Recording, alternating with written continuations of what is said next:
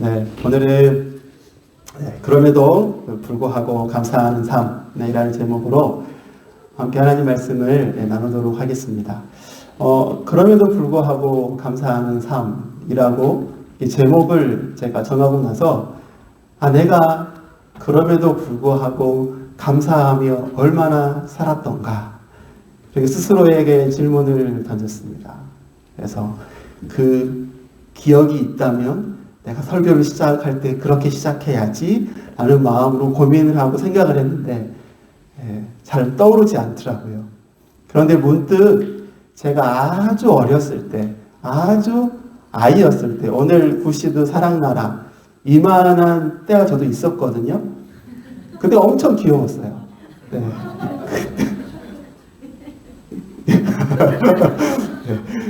네. 그때 제가 이제 부모님께 또 옆에 계신 분에게 들었던 한 사건이 떠오르더라고요. 저희 아버님은 지금 하늘나라에 계십니다. 근데 모태신앙이시지 않으셨고 총각 때 같은 동네에 살고 계시던 한 권사님의 집요한 전도, 물맷돌 전도, 그때는 없었지만 그와 비슷한 전도, 네, 그런 전도로 저희 아버지께서 신앙생활을 시작하게 되셨어요. 그러니까 저는 이제 어렸을 때 학교를 마치고 이제 집에 가면 그 권사님이 저희 집에 계셨던 것들을 많이 봤어요. 저희 집이 형편이 어려웠었는데 저희의 형편을 돌봐주시고 저희도 돌봐주시고 그런 좋은 분이셨어요. 근데 죄송하게도 제가 그분 성함을 몰라요.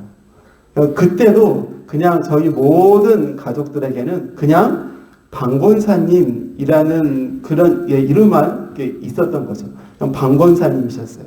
그럼 방권사님 오셨어? 방권사님 가셨네? 방권사님 또 언제 오신대? 네, 이렇게 통했었습니다. 근데 그 권사님께서 이제 하루는 그분이 남편이 갑자기 돌아가시는 일이 생겼던 거죠. 예전에 장례식을 다 집에서 했잖아요. 집에 마당에 멍석을 깔고 손님을 조문 오시는 분들을 맞고 그렇게 했는데 제 아버지도 또 다른 분들과 함께 조문을 다녀오셨어요. 그리고 나서 이제 그 권사님의 모습에 대해서 저에게 이야기를 해주셨는데 그 모습이 오늘 설교를 준비하면서 너무나 옛날 이야기지만 너무 선명하게 기억이 나는 거였습니다. 그 권사님께서 남편의 죽음 앞에서 하염없이 울고 계셨대요. 계속 우셨어요. 그런데 우시면서 이 입으로 내뱉은 이야기는 감사합니다였대요. 울어요. 계속 울어요. 남편이 돌아가실 때 얼마나 슬퍼요. 슬퍼서 계속 우시는데 그러면서도 감사합니다. 내막을 모르는 사람이 이것만 보면요 되게 오해할 일이에요. 남편이 돌아가셨어요. 울면서 감사하대요. 되게 오해할 일이거든요. 근데 그 권사님이 그 남편의 죽음 앞에서 감사합니다. 우리 남편이 죽기 전에 하나님을 알고 또 믿고 하나님께로 돌아가서 너무 감사합니다. 이런 이야기로 계속 감사합니다. 라고 우시면서 앉아 계셨던 거죠.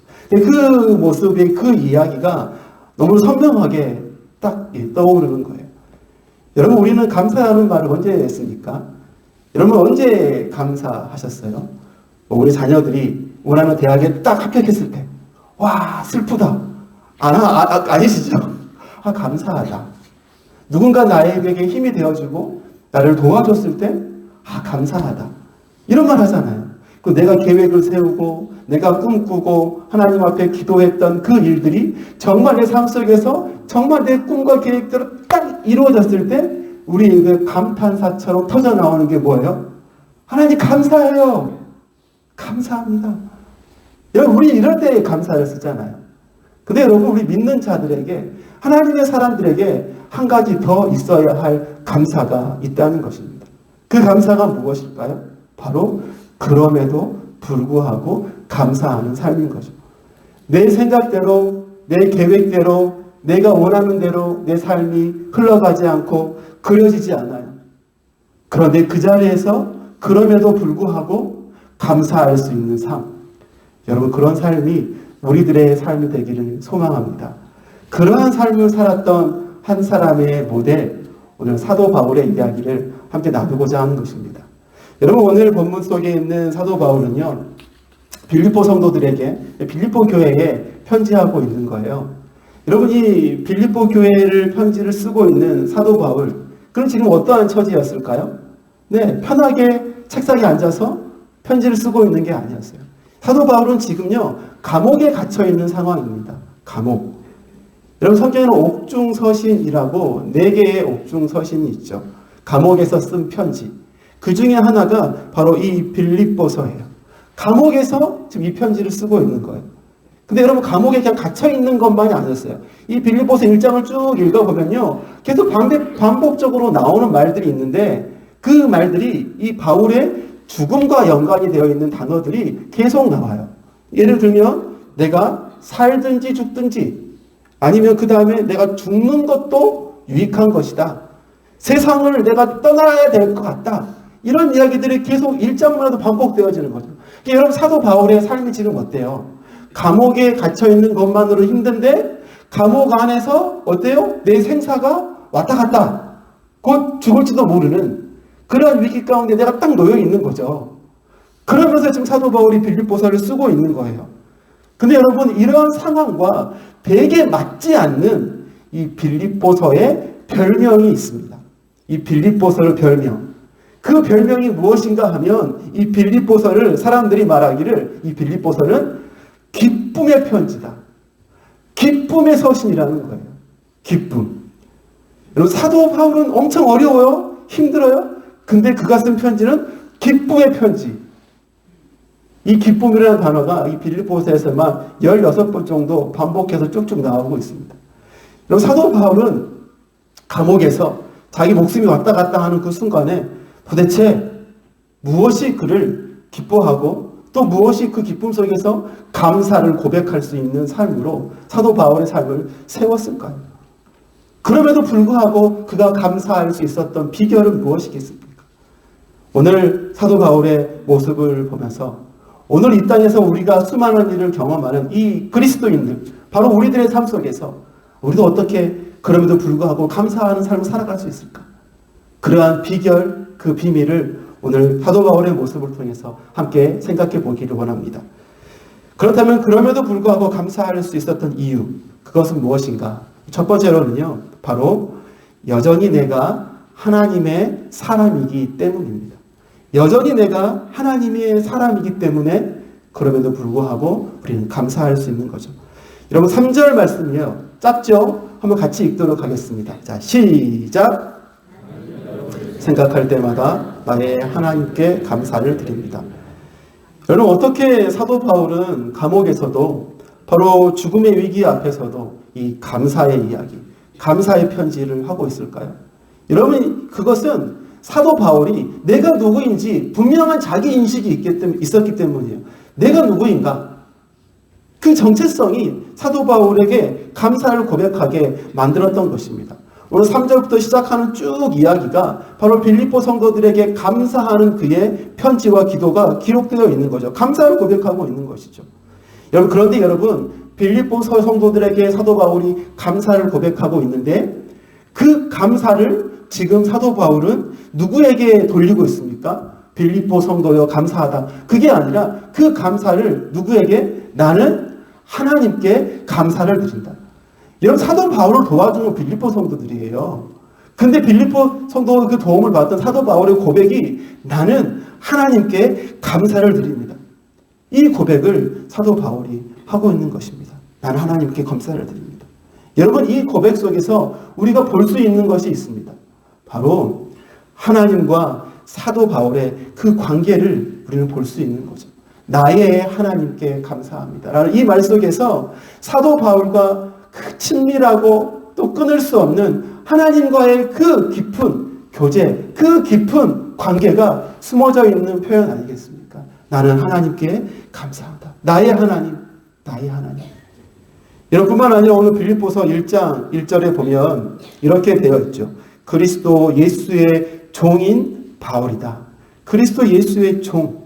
여러분, 이것이 사도 바울이 자신에게 가지고 있는 영적인 자기 인식, 자기 정체성이었어요.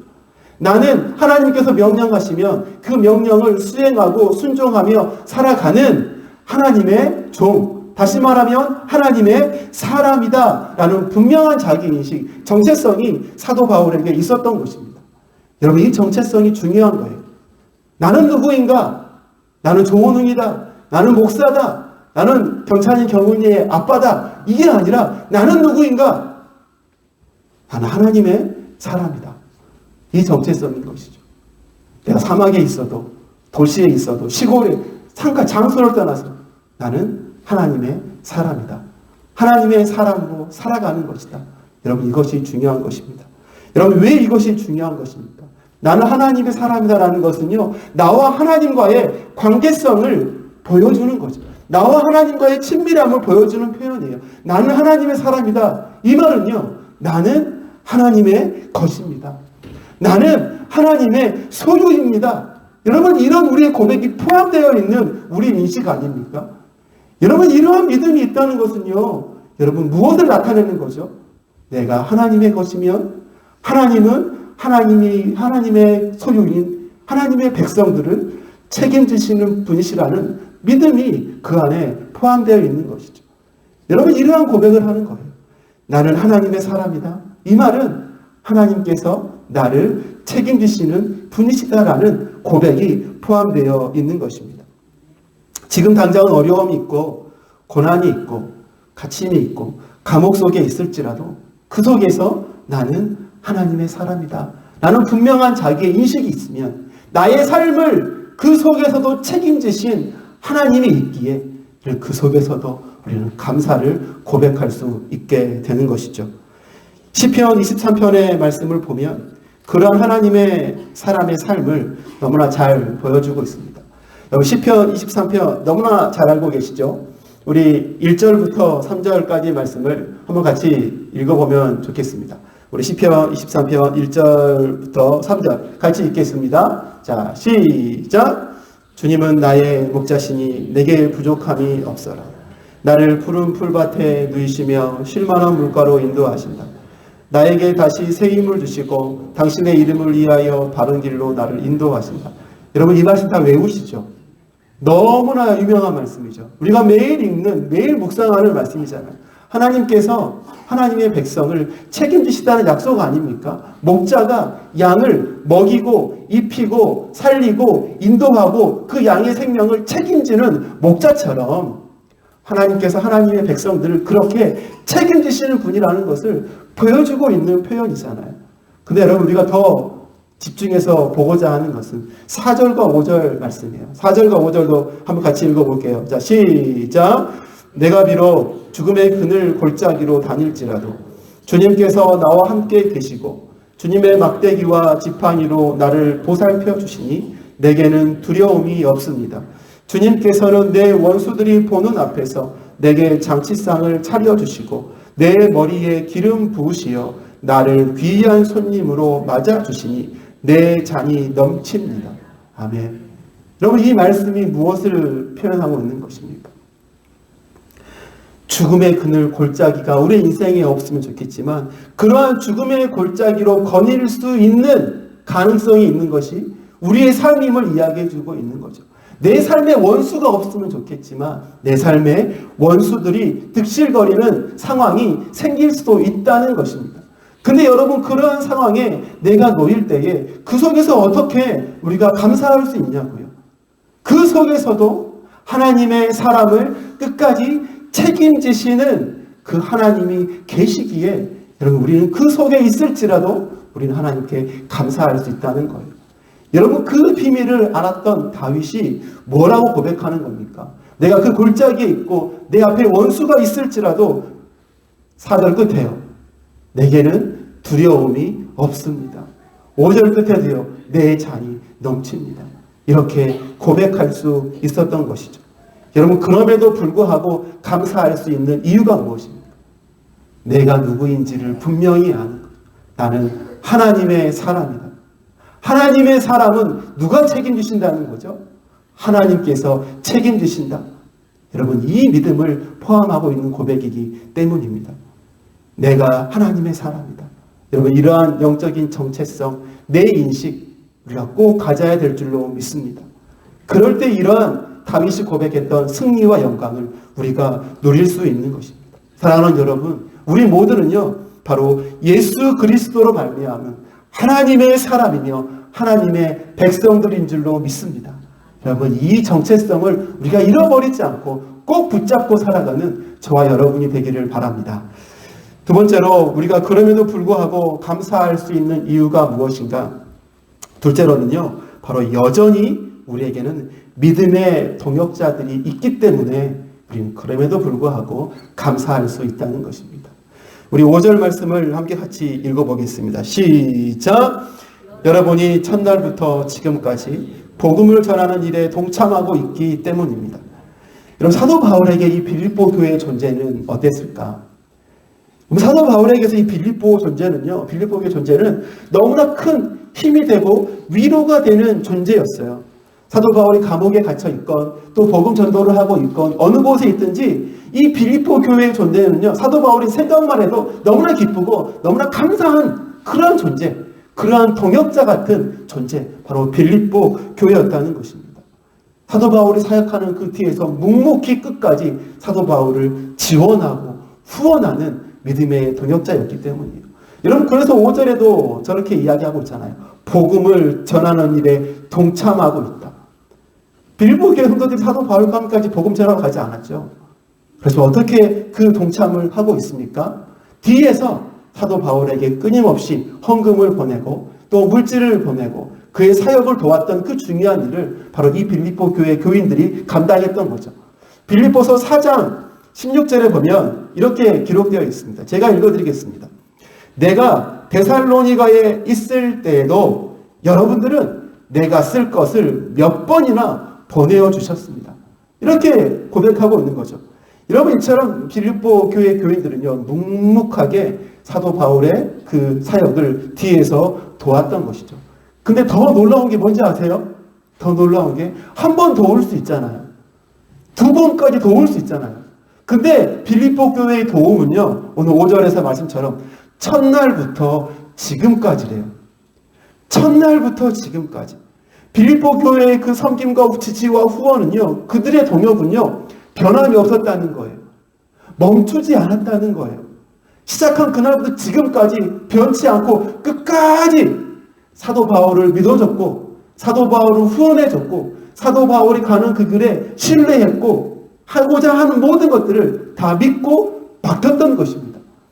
여러분, 이러한 빌립보 교회가 사도 바울에게 있다는 그 존재, 여러분, 그 존재 자체만으로도 사도 바울에게는 감사거리가 아니었겠습니까? 더 놀라운 것은요, 이 빌립보 교회가 그냥 조용한 교회가 아니었다는 거예요. 그 안에서도 여러 가지 문제가 있었어요. 특별히 사도 바울에 대한 문제가 있었어요. 사도 바울을 오해하는 일이 있었고, 사도 바울의 대적들도 있었고, 사도 바울의 전도를 시기하는 사람도 있었어요. 심지어 우리가 더 열심히 전도하면 감옥에 갇혀있는 저 사도 바울이 엄청 힘들겠지? 이런 마음으로 전도하는 사람들도 있었어요. 대적들이 있었고 원수들이 있었습니다.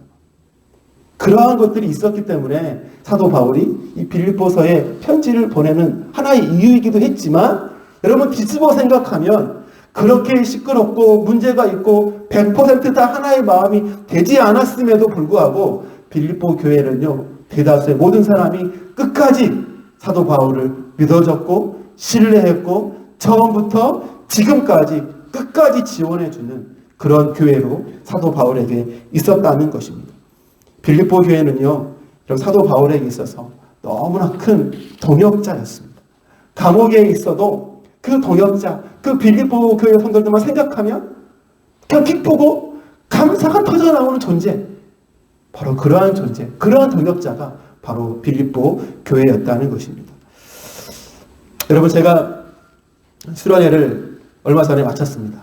오자마자 우리 SFC 친구들과 또 우리 청년들과 함께 수련회를 가졌잖아요.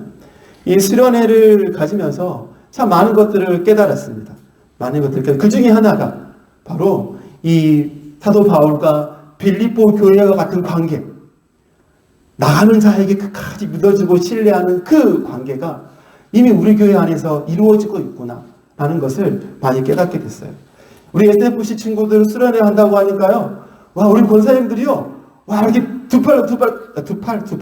발을 하시죠. 이 두 팔을 딱 걷고 다 모여가지고, 여러분, 우리 교회의 그 유명한, 주사랑 뷔페, 주사랑 교회 뷔페를 쫙 차려주셨어요. 고기, 떡볶이, 고기, 계속 고기고. 우리 아이들 너무 기쁘게 행복하게 먹는 거예요. 권사님들은 아무것도 바라지 않아요. 잘 먹고 행복하고 그 모습 바로 그 일을 해주시는 거예요. 여러분 그뿐만이 아니에요. 청년들 데리고 수련회 간다고 하니까 우리 권사님들 새벽 예배에 다 나오시죠. 새벽 예배 나오셔서 기도 마치시고 그 두 손 잡아 기도하시던 그 손으로 여러분 김밥을 붙잡고 기도하는 손으로 김밥을 막 새벽부터 마시는 거예요. 너무 맛있었어요. 여러분 이렇게 헌신해 주시는 거죠. 그리고 저에게 찾아오세요. 저에게 찾아와서 자꾸 우리 교회 장로님들, 우리 교회 집사님들, 또 우리 중보기도팀, 권사님들 저에게 계속 물어보시는 거예요. 목사님 필요한 거 없어요? 필요한 거 말만 해. 말만 해. 필요한 거 빨리 말해. 필요한 거 김밥 30줄? 말만 해. 이러시는 거예요. 아무것도 바라지 않으세요. 하고 싶은 대로 다 하세요, 목사님. 다 하시면 돼요. 이런 말씀을 해주시는 거예요. 여러분, 그분들, 또 그분들의 말, 그분들의 섬김 생각하면요. 내가 뭐든지 다 해도 되겠구나. 이런 용기가 생기고, 너무나 감사하고 기쁘더라고요. 여러분, 이게 동역자, 한 공동체의 모습이 아니겠습니까? 사도 바울이 빌립보 교회를 봤을 때 그런 기억으로 너무나 감사한 거죠. 그냥 행복한 거죠. 제가 그렇게 선교하셨던 분들을 생각할 때마다 기쁘고 감사한 거죠. 사도 바울의 마음을 조금 이해할 수 있겠더라고요. 사랑하는 여러분, 사도 바울에게는 그런 든든한 동역자, 이 빌립보 교회가 있었습니다. 여러분, 우리들의 동역자는 누구인가요? 여러분들의 동역자는 누구인가요? 그분들을 생각해 보십시오. 어떤 마음이 드십니까? 여러분, 그 동역자 멀리 있지 않아요. 절 따라 해보겠습니다. 고개를요 90도로 돌려보세요. 옆에 계시죠? 여러분의 동역자예요. 하나님께서 붙여주신 동역자, 우리 주사랑 공동체 믿음의 동역자인 것입니다. 여러분 결코 우리는 혼자가 아니에요. 혼자 울고 계세요? 혼자 울지 마세요. 혼자 근심하세요? 혼자 근심하지 마세요. 혼자 고민하세요? 혼자 고민하지 마세요. 내 편 아무도 없다. 내 처지를 아무도 모르니까 나를 아무도 이해해 줄 수 없지. 그 오해이고 착각입니다. 여러분 동역자들이 있잖아요. 왜 우리가 혼자입니까? 하나님 우리를 함께 가도록 믿음의 공동체로 동역자로 붙여주셨다는 거예요.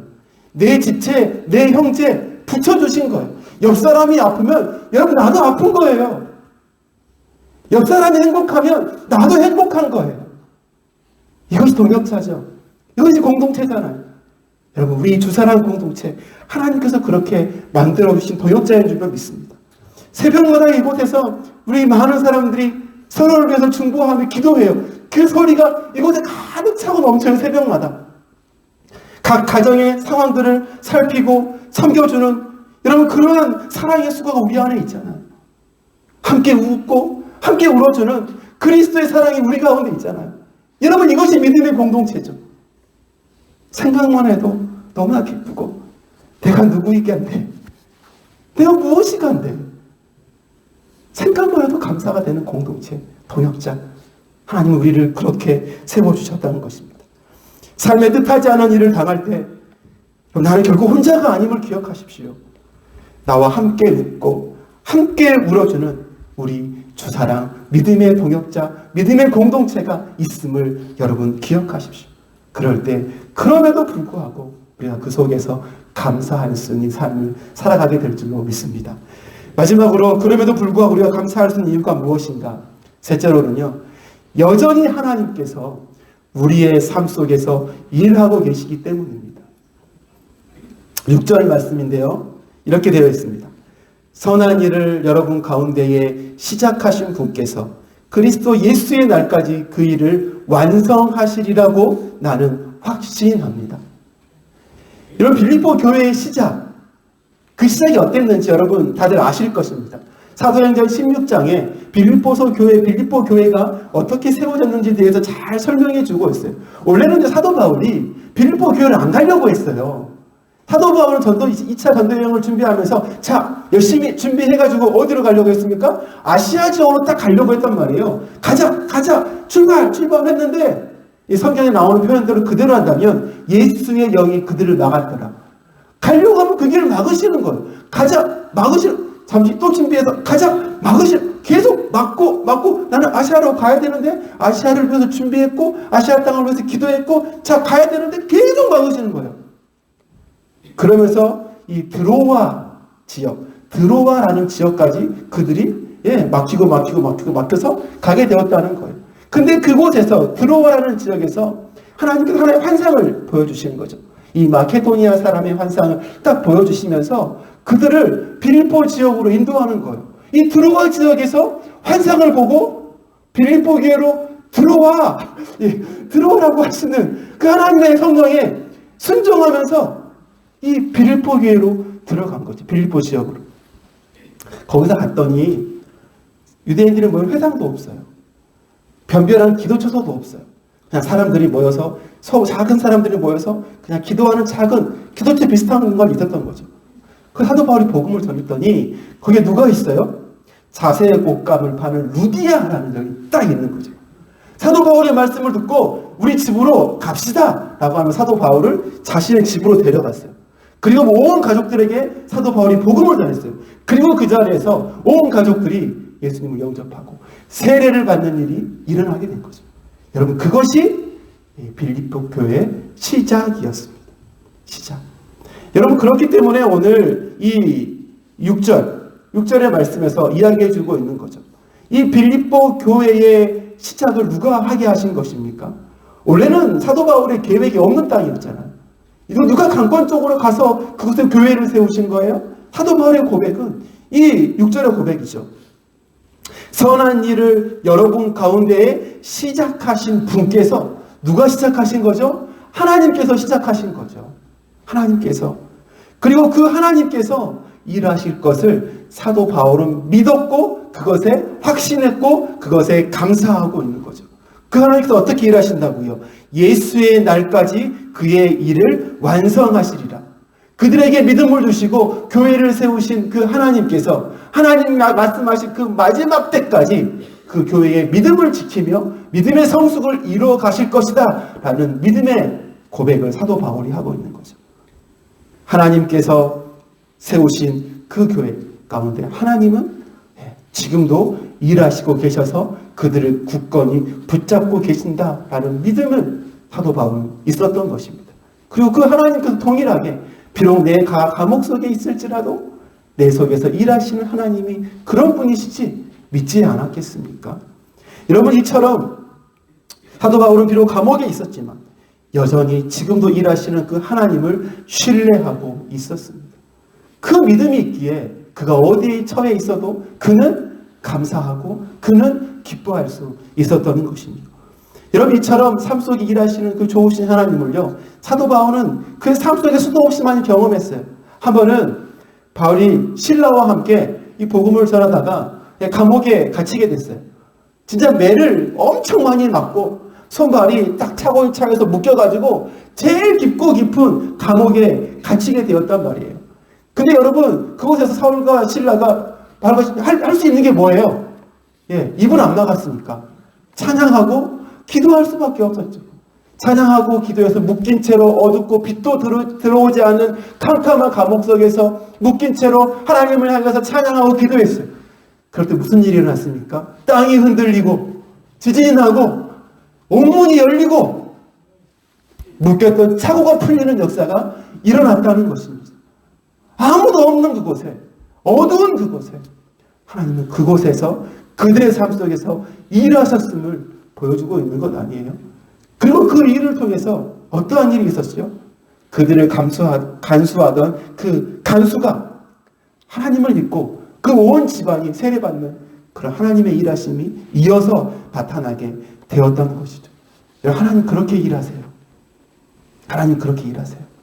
내가 원하는 계획대로 일하시지 않죠. 하나님이 원하시는 대로 일하시는 거죠. 나는 하나님의 사람이라고 고백했잖아요. 그러면 하나님의 일하신 것에 우리는 맞춰가야 되는 삶인 거죠. 하나님은 여전히 지금도 우리의 삶 속에서 여러분 일하고 계십니다. 우리가 어떠한 상황에 놓이든지 우리가 포기하지 않고 소망을 품고 희망을 붙잡을 수 있는 것, 지금도 하나님이 내 삶 속에 일하고 계심을 믿기 때문인 것이죠. 여러분 무슨 일을 겪고 계십니까? 우리의 직면한 고난, 어려움들 앞에, 또 우리의 실패 앞에 수많은 일들을 겪으며 살아가잖아요. 여러분 무엇 때문에 하나님 앞에 눈물을 흘리며 기도하세요? 여러분 무엇 때문에 그렇게 근심하십니까? 무엇 때문에 답답해하시고 무엇 때문에 우울해하십니까? 무슨 문제가 답이 보이지 않아서 그렇게 캄캄하십니까? 여러분 기억하십시오. 내가 눈물을 흘리는 그 자리에 하나님이 일하시고 계세요. 내가 근심하고 내가 우울해서 소망이 없어서 답답한 그 자리에서 하나님은 지금도 우리의 삶 속에서 일하시고 계시다는 사실, 우리 이 사실을 기억해야 되는 것이죠. 하나님이 날 놓으신 게 아니에요. 하나님은 지금도 우리를 굳건히 붙잡고 계신 줄로 믿습니다. 이 믿음이 있을 때 우리가 어디에 어떠한 상황에 처하든지 지금도 일하시는 그 하나님이 계시기에 감사할 수 있는 우리의 인생이 될 줄로 믿습니다. 말씀을 맺겠습니다. 우리는 매일매일 우리가 예상하지 않던 일들을 경험하죠. 우리의 계획이 없던 일, 우리가 원치 않는 일들이 진행되고 그러한 일들을 당합니다. 생각지도 못하는 어려움들을 경험하기도 하죠. 여러분 그 현장에서 우리는 어떻게 그럼에도 불구하고 감사할 수 있습니까? 내가 하나님의 사람이라는 분명한 정체성을 내가 붙잡는 거죠. 그리고 하나님께서 나에게 붙여주신 내 편, 내 지지자, 내 믿음의 공동체가 있음을 기억하는 거죠. 그리고 여러분 내 삶 속에서 살아 역사하셔서 일하고 계시는 그 하나님을 기억하는 것입니다. 그럴 때 우리가 어려움 중에 있을지라도 그 속에서 하나님을 향한 감사의 고백을 할 수 있게 될 줄로 믿습니다. 이러한 믿음의 삶을 살아가시는 저와 여러분의 삶이 되시기를 간절히 소망합니다.